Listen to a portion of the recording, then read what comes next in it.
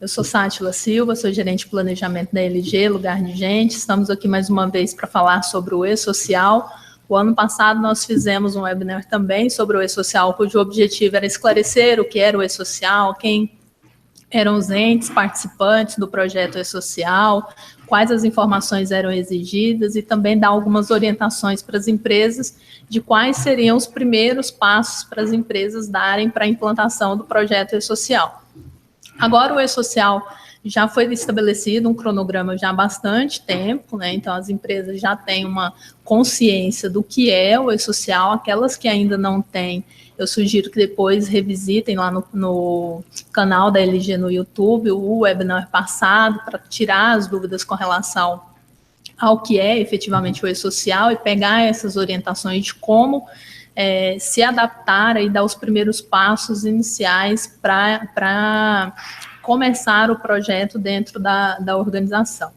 Então, a LG já participa do projeto e-social desde 2010, junto ao governo, ajudando na elaboração do projeto e do layout do e-social. Nós participamos continuamente das discussões a respeito desse layout, participamos também do processo de homologação do layout do e-social, do grupo que coordena essa homologação junto ao governo, e a nossa expectativa aqui hoje é passar um pouco dessa experiência, quais são os pontos de atenção que as empresas como um todo têm que ter com relação ao e-social, porque, na verdade, nós estamos aí há pouco tempo de começar efetivamente os testes do e-social.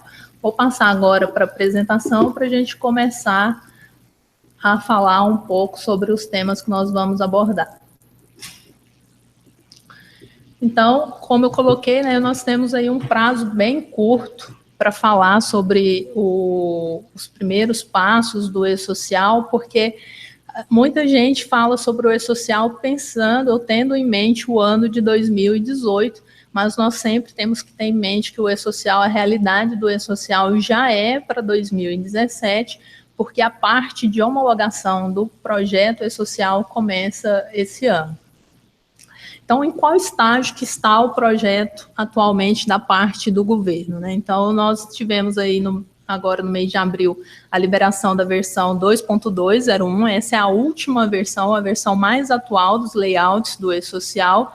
Essas pequenas alterações que estão sendo feitas a partir de agora, tanto que o versionamento do layout começa aí a ter esse ponto 01 no final, justamente para passar essa mensagem também que as alterações não são mais alterações estruturais, e sim adequações, às vezes, na orientação com relação a algum campo que ficou, às vezes, com uma explicação dúbia. Então o governo procura rever essa orientação de forma que ela seja o mais clara possível. O governo já está com 95% dos layouts implementados, então o SERPRO, que é o agente ele, que desenvolve a parte da aplicação do governo para os entes participantes, eles já dizem que estão com 95% dos layouts em conclusão de desenvolvimento e em fase de teste, e eles solicitaram para nós, empresas participantes do projeto piloto, que auxiliássemos eles no processo de homologação, porque lá no layout do e-social existem várias regras que essas regras eles já garantem nos testes internos. No entanto, eles nos pediram apoio principalmente na definição de cenários, que são cenários muitas vezes de exceções, mas que acontecem nas empresas, e cenários que envolvem muitas vezes o envio de vários layouts, como, por exemplo, eu tenho um funcionário que foi desligado e logo depois saiu o dissídio coletivo e eu tenho que pagar as diferenças relacionadas a essa rescisão. Depois o juiz determina a reintegração desse funcionário. Então, esses cenários com nível maior de complexidade que refletem efetivamente o dia a dia das organizações, o governo solicitou o apoio às empresas participantes do projeto piloto que munissem eles desses cenários e contribuíssem também com o processo de homologação. Então, nós começamos esses ciclos de homologação junto ao governo no mês de março. Já fizemos 2 ciclos de homologação, um no mês de março e outro agora no mês de abril. Então, estamos indo lá justamente nesse intuito de apoiar nos testes com relação a esses layouts. Então, testamos tanto a parte da aplicação das empresas desenvolvedoras de software, como também testamos a própria aplicação da parte do governo, garantindo ali que tanto as regras que hoje estão explícitas no e-social sejam testadas, como também identificando regras que deveriam constar e hoje não estão.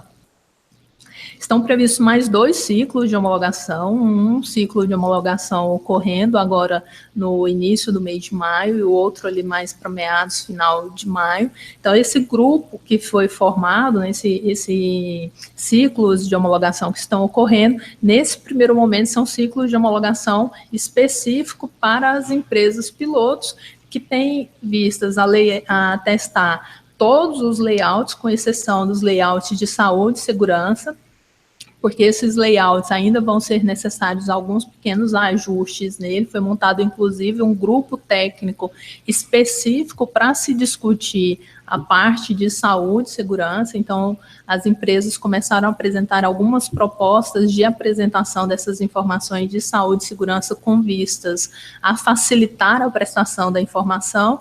Essas sugestões estão sendo avaliadas por esse grupo, e pode ser que haja algumas pequenas mudanças no futuro com relação a esses layouts.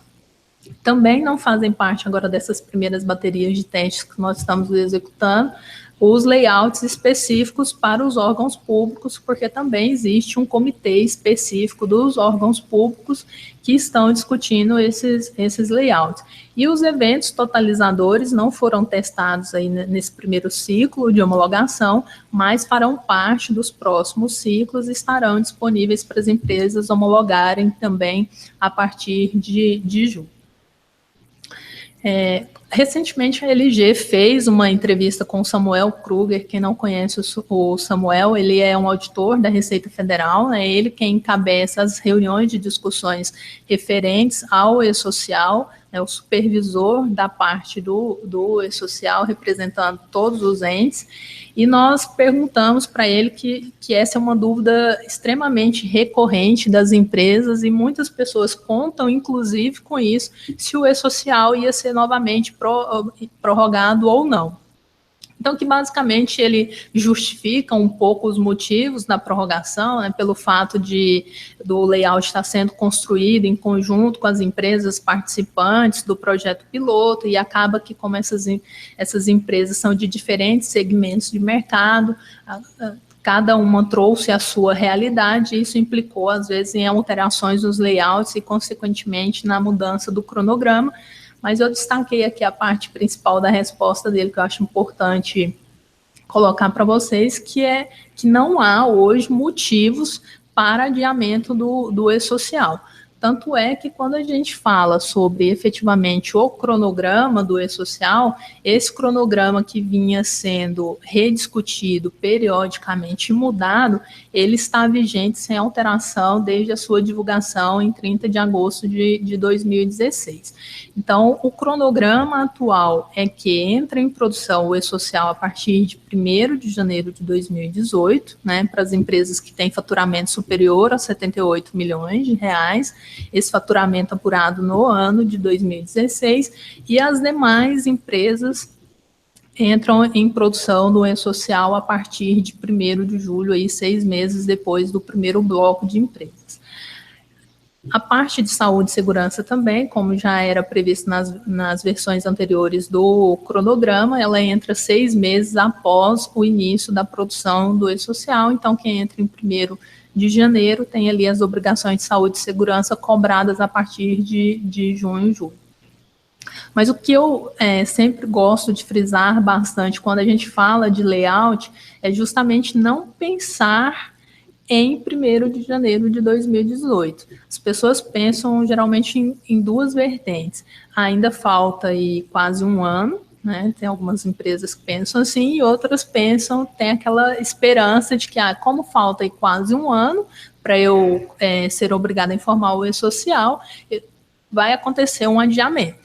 Então, é uma garantia muito frágil. E por que eu falo que não é para se assegurar nesses prazos de 2018? Porque as empresas já vão poder testar o ambiente nacional do e-social, fazendo a transmissão das suas informações agora a partir de 1º de julho. Então, se eu conto com a data de 2018, significa que muito provavelmente eu não estou me preparando para garantir que em 1º de julho de 2017, agora já há pouco menos aí de 3 meses, eu esteja já apto a participar desse processo de homologação. Então, as empresas que não se adequarem a tempo de participar do processo de homologação, elas aumentam aí exponencialmente o risco de acabarem não estando aderentes 100% dos seus processos quando efetivamente houverem a necessidade de estarem obrigadas com relação ao e-social. E agora, no dia 17/4, também a Caixa, inclusive, ratificou esse cronograma do e-social através da circular 761 de 2017, em que esses prazos foram novamente confirmados agora pela Caixa Econômica Federal. E aí, quando nessa entrevista que a LG teve o privilégio de fazer com Samuel Kruger, nós questionamos a ele, colocamos essa provocação de que as empresas efetivamente contavam ainda com um adiamento do e-social e perguntamos a ele que dicas, né, que ele dava para essas empresas que ainda não se adequaram ao e-social. Então, a resposta dele foi o quê? O tempo disponível é bastante curto, né? Portanto, essas empresas devem agilizar seus preparativos para não serem pegas de surpresa. Quando ele coloca aqui para não serem pegos de surpresa, não é relacionado efetivamente aos prazos, porque conforme eu falei, os prazos já são conhecidos, né? O cronograma já é conhecido desde agosto do ano passado.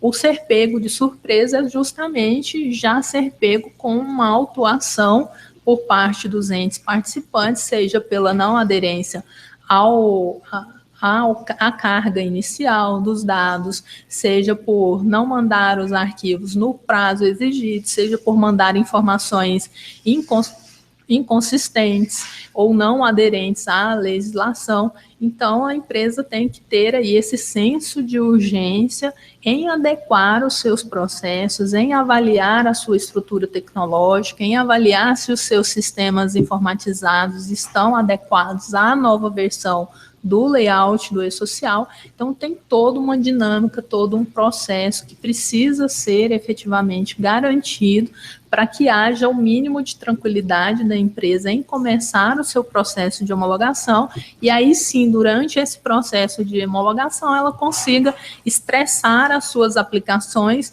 tanto no sentido de garantir que o maior nível de cenários de negócio, aquelas coisas que acontecem na empresa, assim, que deixam todo mundo sem saber, muitas vezes, como conduzir. Testar esses cenários, conseguir testar volumetria, performance de envio das informações, conseguir testar, ver se o certificado que ela adquiriu efetivamente está sendo efetivo, garantir que a sua parte de infraestrutura de acesso à internet está sendo efetiva, porque os marcos e os prazos do e-social têm que ser garantidos, e se a sua parte de infraestrutura também não atender a sua expectativa, se hoje você já tem problemas relacionados à forma de transmissão das obrigações atuais, ou quando vai processar alguma coisa que envolva todos os funcionários, já percebe-se uma dificuldade ou uma lentidão nesse processo dentro da organização, com o e-social que visa mandar todas as informações dos seus funcionários, a tendência é que esse processo se torne ainda mais crítico. Então, é necessário ter atenção a esse ponto. E quais são as informações que são exigidas? Conforme eu falei, a última versão do layout do e-social, a 2.201, trouxe poucas mudanças, efetivamente, com relação ao que já é exigido pelo e-social. Então, basicamente, o e-social exige 3 grandes blocos de informações, que são os eventos iniciais, os eventos não periódicos e os eventos periódicos. A gente pode entender que os eventos iniciais são aquelas informações cadastrais da empresa, como que a empresa se identifica. Então, eu mando ali a informação minha como empregador, qual que é o meu CNPJ, qual que é a minha razão social, qual que é o FPAS, qual que é o CNAE, mando quais são os meus estabelecimentos, né? Se eu sou uma construtora, quais são as obras que eu gerencio, mando a tabela de rubricas, né? Que muitas vezes as pessoas conhecem por eventos, né? Que são as os valores que são creditados ou descontados dos funcionários mensalmente, as lotações tributárias, que muitas pessoas também confundem em lotação com alocação, né? Lotação tributária não é necessariamente a alocação física do pessoal, e sim a parte de recolhimentos, voltado para a atividade econômica que a empresa desenvolve, e a parte de cargos ou empregos públicos, né? Quais são os cargos que a empresa tem, a tabela de cargos que ela utiliza. No caso de entidades públicas, qual também é a tabela de carreiras públicas, né? Tem aqui a carreira de auditor, de analista, então, e a parte também que é mais voltado para o segmento público, a parte de funções. E, assim, outras informações, como horários, a parte de saúde e segurança, que entra ali ainda nos eventos iniciais, relacionadas ao ambiente de trabalho. Já quando a gente fala de eventos não periódicos, são aqueles acontecimentos que podem ocorrer ou não durante o mês. Por exemplo, tem empresas de pequeno porte que não têm uma admissão todo mês. Já existem empresas de grande porte que administram aí 4, 5, 7 mil admissões por mês. Então, a parte de eventos não periódicos, ela conta a vida do trabalhador dentro dessa organização no que diz respeito desde a admissão do colaborador, a férias que ele gozou durante o período que ele estava nessa empresa, algum afastamento que ele teve, seja por licença paternidade, maternidade, auxílio-doença ou acidente de trabalho, quais são as alterações contratuais e cadastrais que esse funcionário teve. Então é importante frisar isso, porque se o funcionário mudou de endereço, ele tem que comunicar à empresa e a empresa tem que prestar essa informação no e-social. Se eu fiz uma alteração, uma promoção desse funcionário, alterando cargo e salário, eu tenho que também prestar essa informação ao e-social, assim como a parte de saúde e segurança, que entra a parte de identificação dos riscos relacionados a esse funcionário, a parte de insalubridade, periculosidade ou de aposentadoria especial que se tenha em função da atividade desempenhada por ele, o aviso prévio até chegar ali o momento efetivamente do desligamento do colaborador.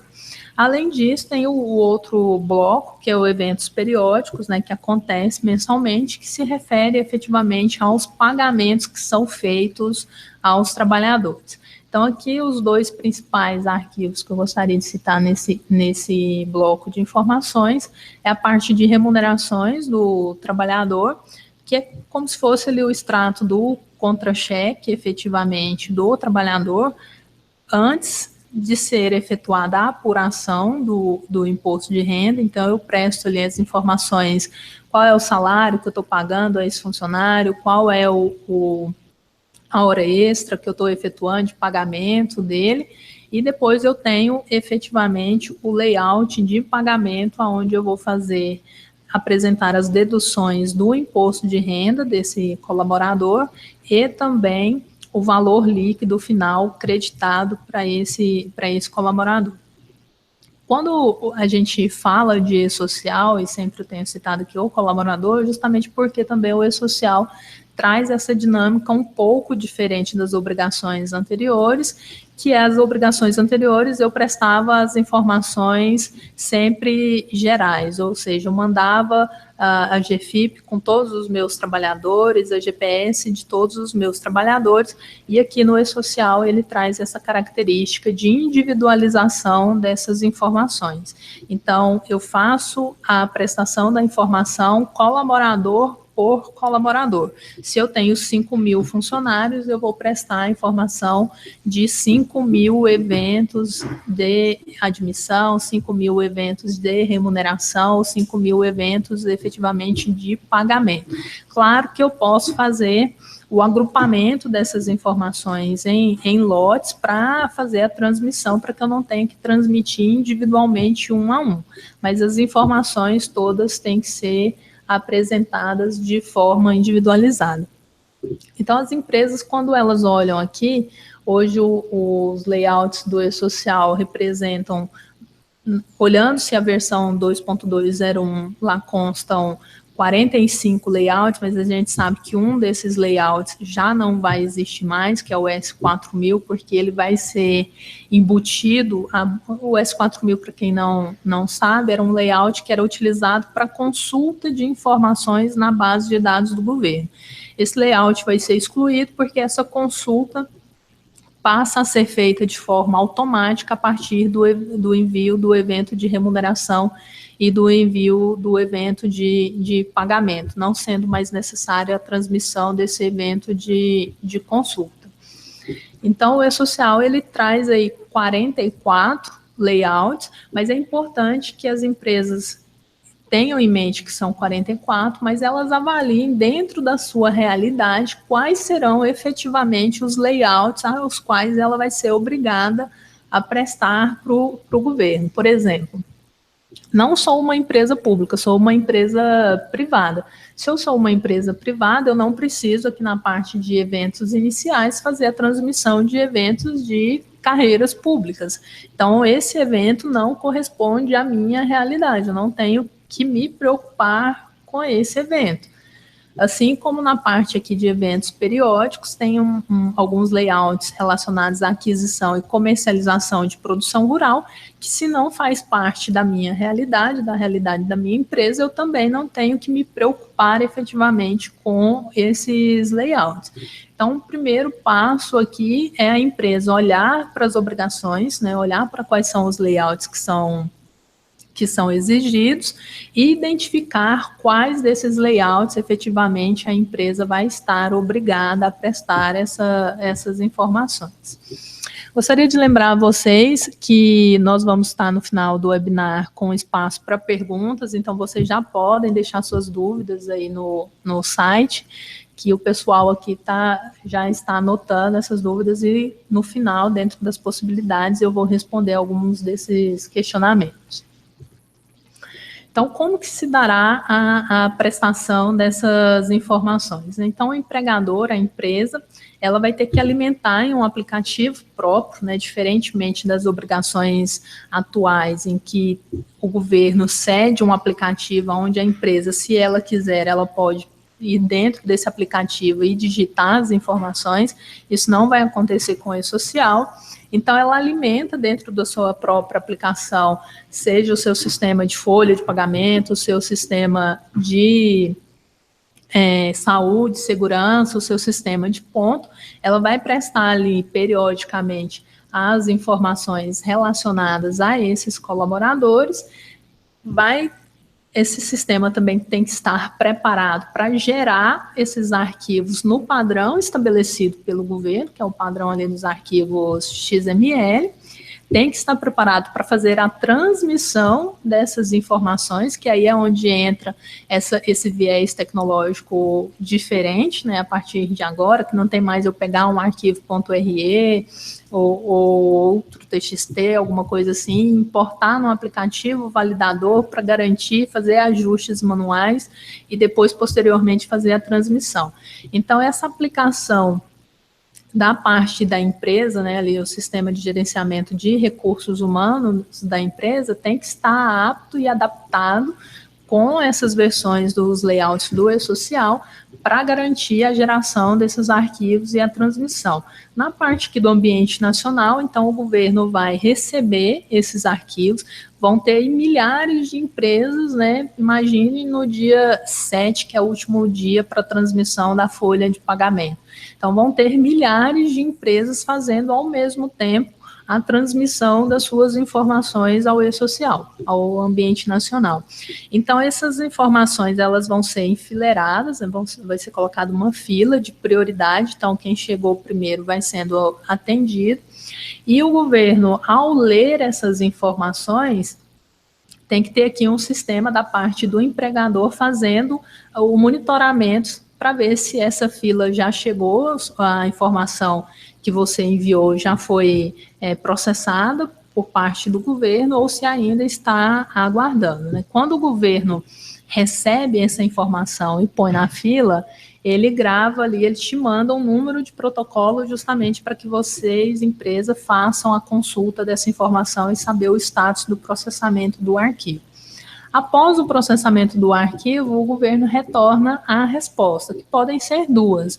Sua informação está correta, né? Ou seja, o correta nada mais é do que está de acordo com a exigência do layout, mas não significa que esteja aderente às regras legais, só significa que você atendeu a expectativa com relação ao cumprimento das obrigações exigidas na formatação do layout, ou ele vai te reportar uma mensagem de erro dizendo que você inferiu alguma dessas regras que hoje tem no layout. Se a informação estiver ok, ele retorna para a empresa o número do recibo, que é a comprovação por parte da empresa que ela transmitiu esse dado e que ele foi aceito na base de dados do governo.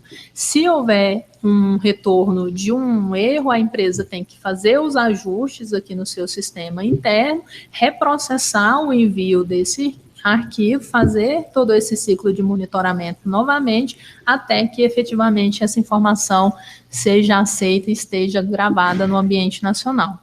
Após a gravação desse dado, então recebi aqui todos os meus recibos, né, comprovando a transmissão dessas informações.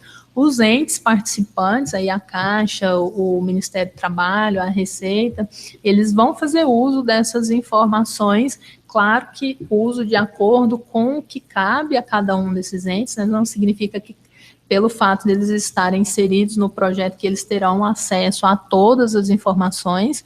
Então, cada um dentro ali da sua respectiva competência vai ter acesso às informações que são necessárias para que eles atuem tanto na parte de fiscalização quanto na parte também de retenções, estabelecendo ali os valores das contribuições que a empresa tem que fazer, né? Então, esse processo, perceba-se que ele, apesar de pequeno, ele traz aí uma série de complexidades, tanto da parte tecnológica, né, da parte que a empresa tem que se preparar estruturalmente para garantir essa qualificação, tanto dos dados exigidos pelo e-social, quanto de aderência à legislação. E quando a gente fala, né, sobre esse envio das informações agora direto para o governo, de ter uma base de dados unificada, inclusive com todos esses entes tendo acesso a essa informação, nós ficamos aqui num dilema com relação principalmente a o que eu estou sujeito à autuação por parte do governo, em que é que eu tenho que efetivamente me preocupar. E aí a gente tem que pôr na balança aqui as duas coisas, que é estar sempre atento ao prazo de envio e à aderência à legislação. Porque se você estiver 100% aderente à legislação, mas não cumprir os prazos estabelecidos para o envio, você já vai estar sujeito a penalidades. Assim como o contrário. Quero cumprir o prazo, mando a informação de qualquer jeito, estou sujeito também a penalidades por não estar cumprindo efetivamente as normas legais estabelecidas. Então, a empresa tem que buscar efetivamente aí a sua revisão de processos, a adequação interna e com seus tantos fornecedores de tecnologia quanto às vezes fornecedores de prestação de serviços, né, no que tange principalmente a parte de saúde e segurança, que a gente sabe que é muito grande assim, o índice de terceirização desses serviços, em garantir que todas as pessoas, todas as áreas envolvidas com o e-social estejam aderentes ao processo, estejam aderentes ao layout, estejam cientes dos riscos envolvidos e dos prazos, para que essa balança não se desequilibre, para que eu não faça um envio dentro do prazo e não esteja aderente, assim como o contrário, eu estou aqui com meus processos 100% aderentes, mas eu não estou conseguindo cumprir os prazos estabelecidos pelo governo. Então, esses dois fatores são dois fatores de alto risco para autuações por parte do governo. E aqui alguns exemplos de multa. Todas as vezes que alguém questiona a parte do governo sobre quais são as multas, né, a que as empresas estão sujeitas, não existe efetivamente nenhuma legislação por parte do e-social, ainda que estabeleça multas específicas pelo não cumprimento do e-social. Mas nós temos vários exemplos de multas relacionadas às obrigações atuais, que, já que o e-social tem como intuito substituí-las ou garantir o cumprimento da legislação, isso significa que essas multas também poderão ser aplicadas no e-social. Então, aqui como exemplo, a admissão, né? Se você não fizer o registro do empregado, você está sujeito aí a uma multa mínima de R$ 402 até o máximo de R$ 805 por empregado. Então, quando a gente fala de admissão do e-social, algumas pessoas falam assim, não, mas isso só acontece se eu não efetuar o registro do funcionário. Agora, com o e-social, essa informação fica mais sensível, porque eu tinha até o dia 10 para fazer a prestação das informações do e-social para o governo. Agora eu tenho que prestar as informações da admissão antes do funcionário efetivamente começar a trabalhar na empresa. Então, esse prazo do envio da notificação ao governo de que eu tenho aquele vínculo empregatício com aquele funcionário, agora ele mudou e, consequentemente, o meu risco de ser penalizado caso não haja cumprimento também. Assim como as alterações cadastrais e contratuais, muitas vezes as empresas deixam para atualizar a carteira de trabalho do funcionário efetivamente somente quando ele vai se desligar da empresa ou quando ele vai pedir um empréstimo no banco, e essas informações agora sendo transmitidas mensalmente ao e-social inferem aí um risco de ter uma multa entre R$ 201 e R$ 402, assim como a parte da CAT. Perceba que as multas relacionadas à parte de saúde e segurança são as mais pesadas, né? Então, não envio na CAT dentro do prazo significa uma multa de no mínimo R$ 724. A parte dos ASOs, né, do ASO admissional, de mudança de função, de retorno ao trabalho, implica em uma multa de 400 e mínima de R$ 402, e também na parte do desligamento do trabalhador aí, a multa de um salário do empregado. Então, as multas são bem pesadas, então quando a gente avalia entre não aderir ou não investir na aderência dos processos ao e-social, sai muito mais caro depois, porque essas multas são efetivamente muito pesadas. Então, em cima disso, quais são os pontos de atenção que as empresas têm que ter? Aqui eu citei alguns, mas como eu sempre falo, só conhece efetivamente o e-social quem conhece campo a campo do que é exigido no e-social. Não adianta conhecer, saber que o e-social exige a admissão do colaborador um dia antes do trabalhador começar na empresa. É necessário que eu saiba efetivamente quais são todas as informações exigidas pelo e-social com relação à admissão. Então, alguns pontos de atenção, por exemplo, lá no S1000, existe uma tabela lá nas tabelas do e-social, que é a tabela 8, que faz um relacionamento entre a classificação tributária do empregador com a classificação tributária lá da lotação, e também com a categoria do trabalhador, ou seja, se eu estou enquadrada em uma determinada classificação tributária, eu só posso contratar determinados vínculos empregatícios. Se a empresa não prestar atenção nessa tabela, que até há pouco tempo atrás algumas pessoas não se atinham muito a ela, vai acontecer de quando for transmitir a informação para o E-Social, a informação vai ser barrada. Outro ponto de atenção. No layout 1005, que é o layout de estabelecimento, recentemente foi colocado nas últimas versões do E-Social indicativo para saber se a empresa é ou não desobrigada às cotas de menor aprendiz e de pessoas com deficiência.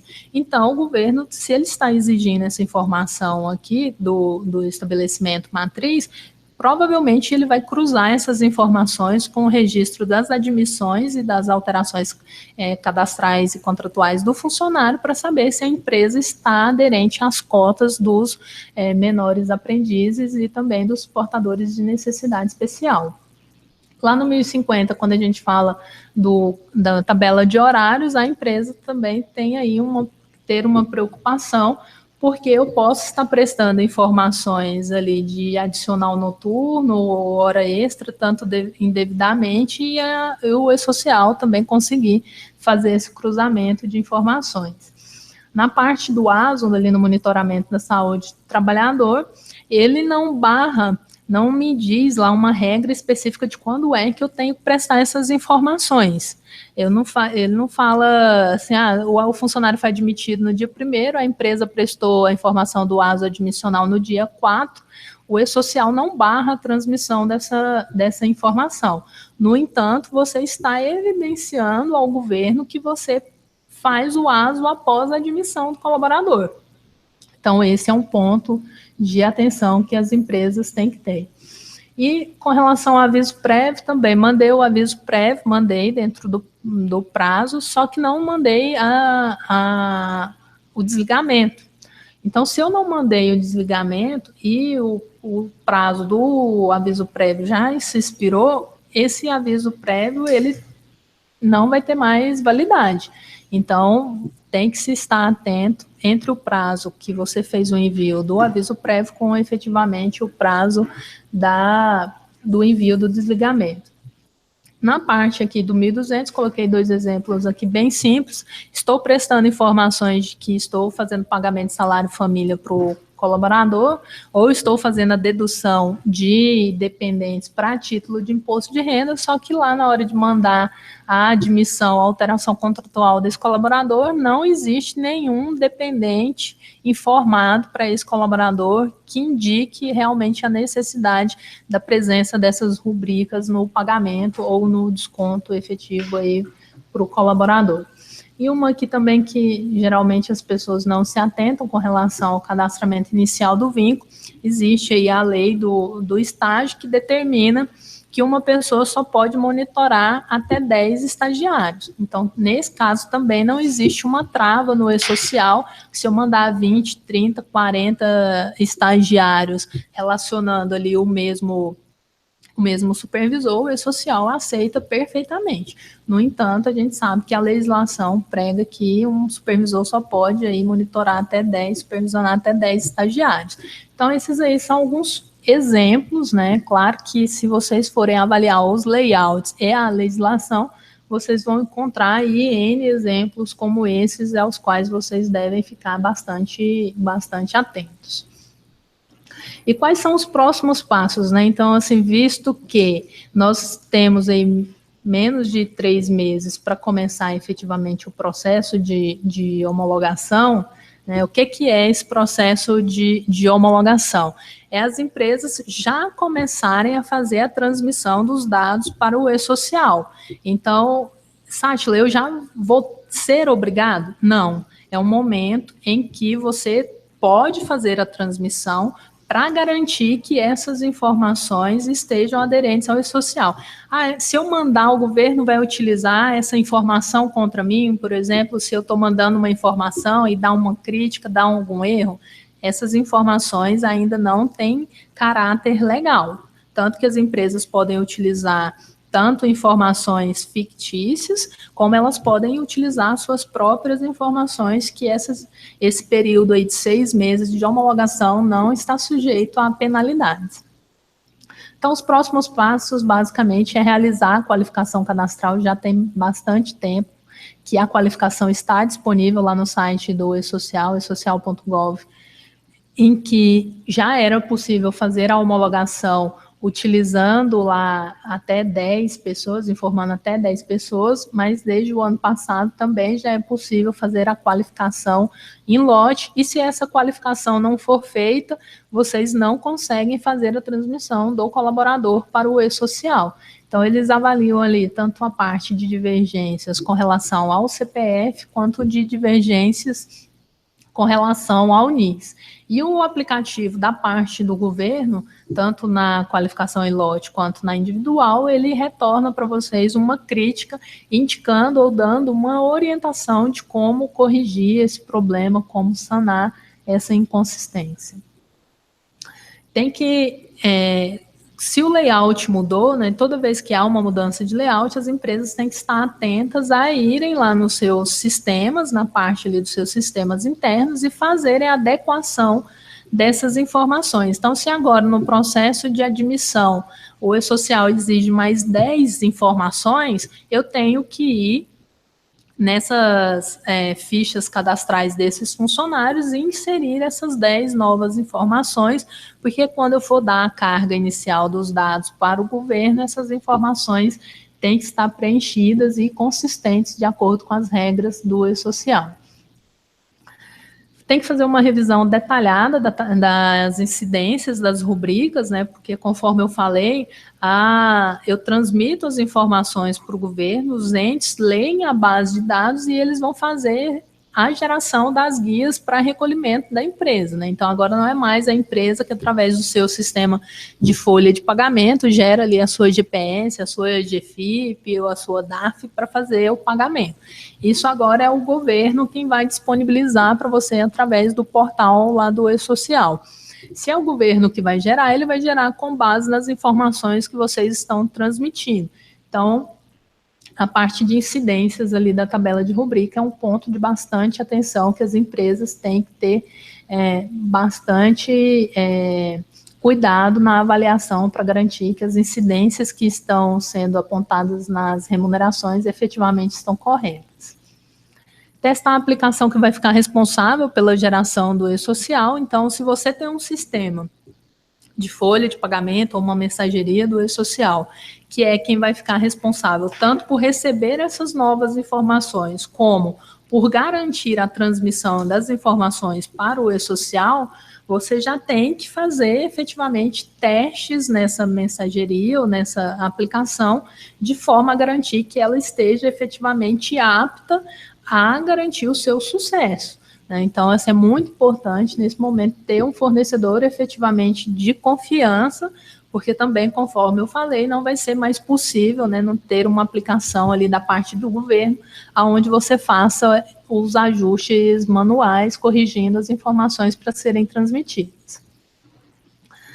Estabeleça um processo de governança, né? Então isso muitas pessoas me perguntam, assim, mas aqui na empresa é tudo muito descentralizado, cada unidade tem o seu responsável, tem o pessoal da parte de saúde e segurança, tem aqui a parte jurídica, que também é responsável pelos processos que o e-social exige. Então, assim, é importante ter um núcleo normativo com relação ao e-social. Quem é que efetivamente vai ser o responsável por monitorar o e-social? Quem é que vai garantir que as informações estão sendo transmitidas no tempo que o governo exige? Quem é que vai garantir que os retornos que foram dados pelo governo são todos com o número do recibo, que não houve nenhuma inconsistência apontada? Quem é que vai garantir que as áreas estão adequadas às alterações do layout, né? Porque a gente sabe que se já tivemos muitas versões de layout de e-social nesse momento de concepção, quando for entrar ali em homologação e em teste, claro que vão surgir versões de ajustes do layout do e-social. Isso é perfeitamente natural. todo o processo de homologação de sistemas funciona dessa forma. Então, eu tenho que ter alguém que esteja efetivamente responsável por isso, para que ele garanta que as pessoas estejam cientes dessas alterações e fazendo os ajustes que forem necessários para a sua aplicação. E aqui eu elenquei algumas dúvidas, aqui a gente já tem várias perguntas, mas eu elenquei aqui algumas que são as principais dúvidas que eu recebo, assim, quase que diariamente relacionada a e-social.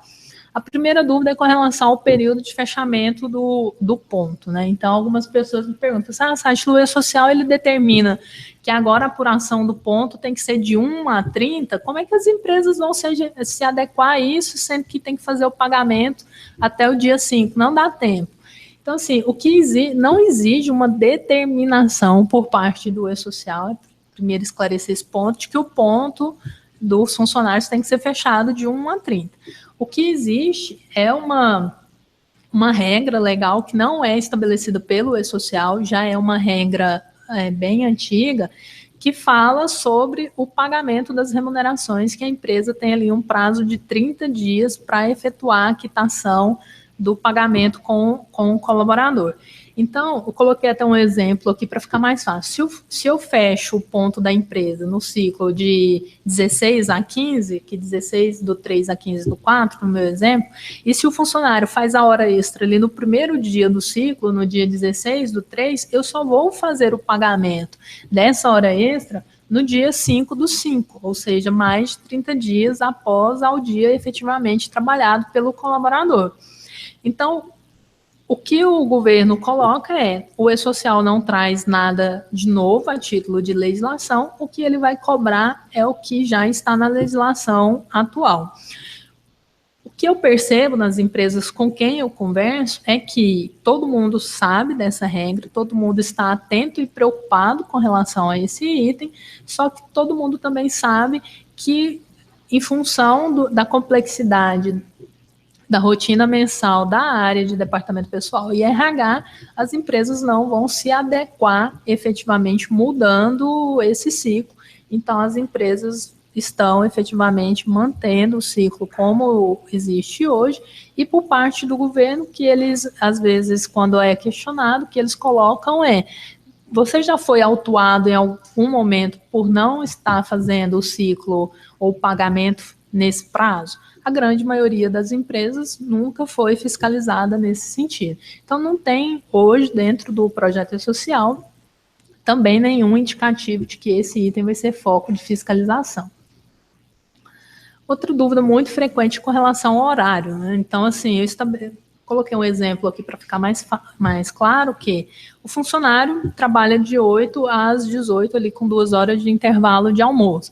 E aí, esporadicamente, ele pede ali para o seu gestor para que altere o período de trabalho dele, porque ele tem um curso, ele tem ali uma semana de provas na faculdade, e ele pede ali para que durante um período ele mude esse horário ali, no nosso exemplo, de 9 às 19.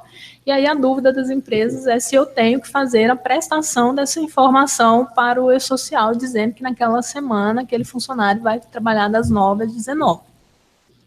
Esse assunto também já foi bastante debatido lá no grupo. Basicamente, a regra para esse item o que o e-social exige é que nós informemos o horário contratual, aquele horário que está ali registrado no contrato de trabalho junto ao colaborador que você registrou lá no momento da admissão, ou se houve alguma alteração significativa depois. Essas alterações pontuais de horário, um dia vou chegar mais tarde ou não precisam ser informadas ao e-social. Agora, se o trabalhador efetivamente mudar o horário dele ou a carga horária dele, nesse caso aí sim, as informações devem ser transmitidas. Outro muito recorrente, se eu tenho que fazer o envio de afastamento com menos de 3 dias. Sim, né? Então tem os casos relacionados a acidente de trabalho, né? Ao trabalho, doenças relacionadas ao trabalho, não necessariamente acidente, que você tem que prestar, inclusive, de 1 dia. E também existem os casos de doenças não relacionadas ao trabalho, em que, se totalizando mais que 15 dias, em que o governo tem a necessidade, ou que o governo, não, desculpa, que a empresa vá fazer o afastamento desse colaborador pela Previdência Social. Nesse caso, você tem que juntar todos esses pequenos afastamentos que totalizaram os mais de 15 dias e fazer a transmissão de todos eles ao governo. Então, isso traz uma complexidade um pouco maior, porque eu faço a transmissão desses afastamentos de 1, 2, 3 dias, quando completar efetivamente o 16º dia de afastamento, porque a partir do 16º dia o funcionário já pode ir à Previdência solicitar o benefício, e nesse momento a Previdência já tem que ter tido conhecimento de todos os afastamentos que o funcionário teve na empresa. Então, se o funcionário teve um afastamento de 2 dias e depois apresentou um outro afastamento de 20 dias pelo mesmo motivo, acaba que você tem que fazer já um envio desse afastamento de 2 dias quando completar o 16º dia do afastamento, do segundo afastamento que você está informando. Tenho que informar riscos mesmo que eu forneça um EPI e esse EPI seja eficaz? A resposta é sim, né? Então, assim, hoje o E-Social está estruturado de forma que você informa ali no 1060 quais são os ambientes de trabalho. Depois que você cadastrou o ambiente, você informa no 2240, né? Qual é o vínculo desse trabalhador com esse ambiente, né, em que ele exerce a atividade. Quais são os riscos que esse trabalhador está exposto, e se estiver exposto, né, porque às vezes o ambiente tem exposição, mas o trabalhador não está exposto àquele risco. Quais são os EPIs e EPCs fornecidos, né? Qual foi a técnica de medição utilizada para aferir e qual foi a exposição verificada. Se não foi verificado nenhuma exposição em função do EPI que está sendo aplicado ser eficaz, o que eu não vou fazer é prestar essa informação ali no 2241 que presta as informações de insalubridade, periculosidade ou de aposentadoria especial. Mas eu tenho sim que prestar essas informações no 1060 e no 2240. O fato de dar um EPI eficaz não me exime de que eu tenha que comprovar, inclusive, ao governo de que esse EPI efetivamente está sendo eficaz. E uma pergunta que chegou aqui na inscrição logo quando começamos a inscrição, é como que eu faço, né, a prestação das informações de ambiente de terceiro. É muito comum, a LG também trabalha dessa forma, então eu presto consultorias e os meus consultores ficam alocados no ambiente de terceiro, ou seja, na empresa que contrata o meu serviço. Nesse caso, como nós não estamos falando em tomação de serviço, e sim apenas na prestação de um serviço de consultoria, você tem que informar esse ambiente de terceiro junto com os ambientes de trabalho. Hoje existe um problema no layout que já foi passado lá para o representante da Previdência Social, que é quem cuida desse layout 1060, que ele só permite você informar um ambiente relacionado a uma outra empresa, né, com um CNPJ diferente da empresa ou do tomador. Então, isso é uma inconsistência do layout e vai ser feito os devidos ajustes aí logo nas próximas versões. E outra pergunta também, como prestar as informações referentes aos residentes domiciliados no exterior, né? Então, hoje, dentro do arquivo de pagamentos, que é o 1210, é onde você presta essa informação. Então, assim como você fazia na DIF, a prestação da informação, indicando qual era o país que a pessoa presta o serviço e quais eram os valores que foram pagos a essa pessoa, essa informação, da mesma forma, tem que ser prestada dentro do 1210. Então, lá você informa os valores, o país para onde está sendo remetido o dinheiro e qual que é o endereço desse beneficiário lá no exterior. Além disso, lá no evento de lotação tributária, também você coloca uma lotação tributária ali, indicando que esse trabalho é exercido no exterior para os trabalhadores regidos pelo regime de previdência social. Então, pessoal, falar um pouquinho sobre a LG enquanto a gente pega aqui algumas dúvidas para responder. Para quem não conhece a LG é uma empresa com mais de 31 anos de mercado, né, dedicada à gestão de pessoas, Nós temos hoje mais de 500 colaboradores, processamos a folha de pagamento de mais de 1,5 milhão de trabalhadores no Brasil. Fomos aí, recebemos nesses últimos 2 anos algumas premiações muito importantes. Esse ano fomos eleita a empresa do ano na premiação das 100 melhores fornecedoras de RH do país, e também somos a fornecedora de folha de pagamento mais lembrada pelos profissionais de RH, além de um indicador que é fundamental para nós, que nós temos 99% de recomendação dos nossos clientes, que é um índice assim, espetacular e que a gente fica muito satisfeito. Então, a LG é a maior empresa atual brasileira especializada em tecnologia para gestão de pessoas no país. E nós temos alguns produtos que podem ajudar vocês com relação ao e-social. Temos aí os sistemas relacionados à folha de pagamento, à gestão de pontos, né?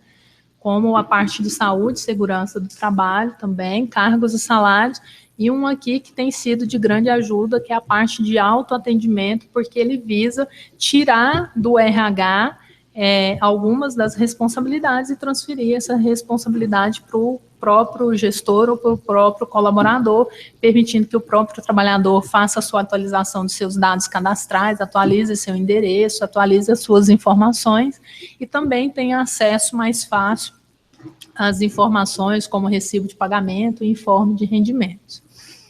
A LG presta serviço para as empresas em geral com relação ao mapeamento dos layouts do e-social e com relação à aderência também dos processos. Para os clientes, né, para quem já é da nossa carteira de cliente, além desses 2 serviços, nós temos serviços relacionados à parte de parametrização de rubricas, ao cálculo retroativo, né, que o e-social exige as remunerações de períodos anteriores, a parametrização do próprio módulo e-social e também um serviço de treinamento com relação ao módulo e-social.